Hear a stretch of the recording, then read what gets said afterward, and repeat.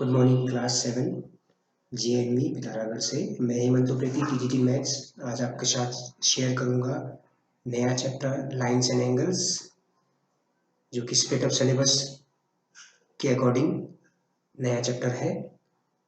Basic concepts जो है इसमें कुछ चीज़ें तो आपने पहले से ही जानी हुई हैं, तो मैं उम्मीद करूंगा कि आप सभी बच्चे जो हैं ये सारे नोट्स भी प्रिपेयर करेंगे, क्योंकि एग्ज़ाम में एक्सरसाइज के एग्ज़ाम क्वेश्चंस के अलावा आपको एक छोटी छोटी डेफिनेशंस भी पता होनी चाहिए, वह बहुत ही सिंपल वर्ड्स में लिखी गई हैं।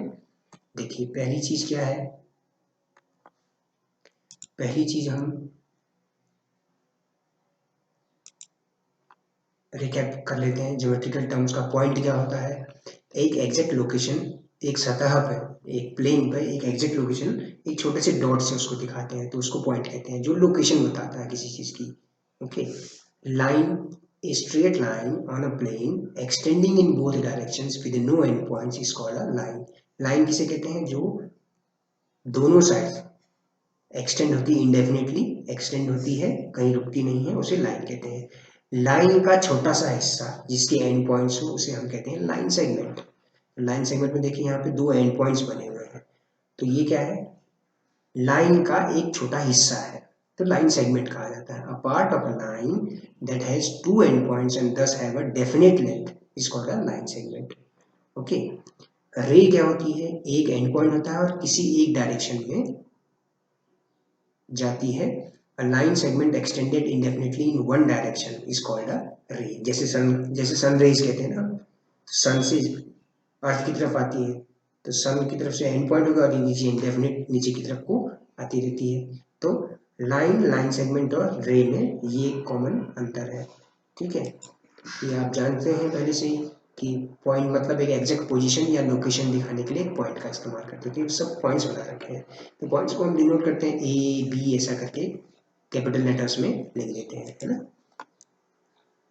तो ये अभी हमने देखा।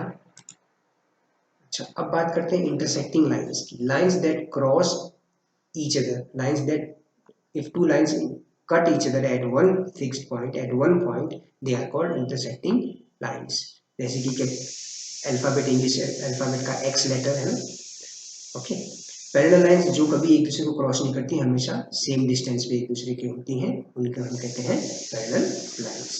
तो ये सब छोटी चीजें हैं लेकिन बेसिक चीजें हैं, ये आपको जानना चाहिए। तो सिंपल सी डेफिनेशंस लिखी हुई है, तो ये नोट्स भी बनाइएगा।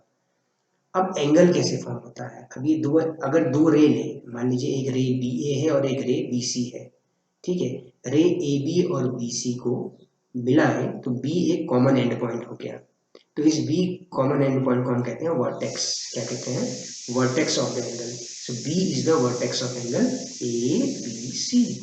रे BA and BC are two non collinear rays. Non collinear means जो एक ही लाइन पर नहीं है, कहने का मतलब ये है। नॉन कोलिनियर वर्ड का मतलब होता है जो एक ही लाइन पर ना हो, अलग अलग दिशाओं में हो, यानी कि BA के ऊपर BC नहीं होना चाहिए, तो एंगल फॉर्म ही नहीं होगा। तो अगर आप इस BA को उठा के इस B पर रखें तो ये B जो है कॉमन एंड पॉइंट हो जाता है, तो एंगल ABC बन जाता है।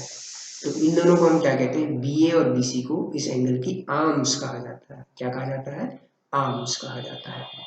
ठीक है। When two non-collinear rays join with a common end point, an angle is formed. एक ही रेखा पर ना हो, जब दोनों रेस एक ही रेखा पर ना हो तभी एक एंगल फॉर्म हो सकता है, और दोनों एक ही रेखा पे हो गए तो फिर एंगल बनेगा ही नहीं, तो इसीलिए वर्ड लिखा है नॉन कोलिनियर रेस। ओके। अब नाम कैसे लिखते हैं, नेम इन एंगल। क्लास 6 में भी आपने पढ़ा है।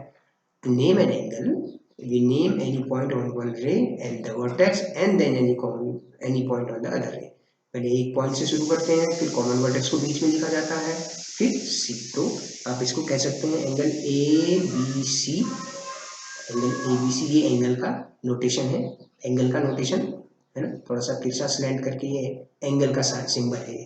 ठीक है, वर्ड्स में एंगल ना लिखे हम, ऐसा सिंबल बनाते तो ये एंगल का सिंबल है। आप इसको, इस एंगल को कह सकते हैं एंगल A। एक पॉइंट से शुरू करिए, वर्टेक्स को बीच में रखिए, जो कॉमन वर्टेक्स है, कॉमन एंड पॉइंट है, और फिर तीसरे को ले आइए। एंगल ABC कहिए या एंगल CBA कहिए, एक ही बात है। We may also name this angle only by the single letter of the vertex, for example angle B. ऐसे भी लिख सकते हैं अगर और कोई एंगल साइड में नहीं लिखी हो, लेकिन जो स्टैंडर्ड तरीका होता है वो यही होता है कि जो कॉमन वर्टेक्स होता है वो बीच में आता है और बाकी दो रेस के एंड पॉइंट जो नाम है पॉइंट रे पर जो पॉइंट है उनको लिखते हैं, या आप ABC लिखिए या CPA लिखिए। Interior and exterior of angle, तो अगर एक एंगल दिया हुआ हो, ठीक है, तो तीन केसेस हो सकते हैं कि या तो पॉइंट्स एंगल पे लाई करें। कौन से एंगल पॉइंट्स पे लाई कर रहे हैं, एंगल कौन से पॉइंट्स एंगल पे लाई कर रहे हैं, A, B और C on the angle. Points with in the angle, angle के अंदर जो होंगे, with in the angle, angle के अंदर जो पॉइंट्स होंगे वो इंटीरियर पोर्शन के पॉइंट्स हैं, जैसे F और R, they are in the interior of angle ABC। Okay, points outside the angle, जो एंगल ABC के बाहर जो पॉइंट्स होंगे वो एक्सटीरियर पोर्शन में एंगल कहलाते हैं, in the exterior. So the points P, X and T are in the exterior of the angle ABC। On the angle means पहला वाला ऑन द एंगल, एंगल पर ही स्थित, तो ABC एंगल पर ही स्थित है, तो ये point lying on the angle. अब जब दो rays same end point share करते हैं तो एंगल फॉर्म होते हैं। तो किस तरह के एंगल्स होते हैं, अगर एंगल 90 डिग्री राइट एंगल से कम हो तो एक्यूट एंगल कहलाता है।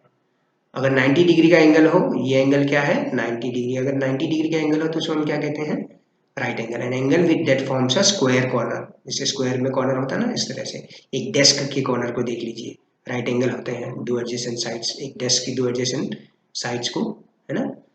90 डिग्री से कम अगर एंगल है तो एक्यूट एंगल, अगर कोई एंगल 90 डिग्री से ज़्यादा और 180 डिग्री से कम है तो उसको हम ऑब्ट्यूस एंगल कहते हैं। तो ये सब क्लास 6 में जाना हुआ है आपने। कॉन्ग्रुएंट एंगल्स, दो एंगल्स सेम मेजर के हों तो उन्हें कॉन्ग्रुएंट एंगल्स कहते हैं। एंगल ABC और एंगल DEF दोनों 30-30 डिग्री के हैं, तो इनके साइज और शेप सेम होते हैं, तो इनको हम कॉन्ग्रुएंट एंगल्स कहते हैं। इक्वल एंगल्स भी कहते हैं और एक और वर्ड होता है कॉन्ग्रुएंट।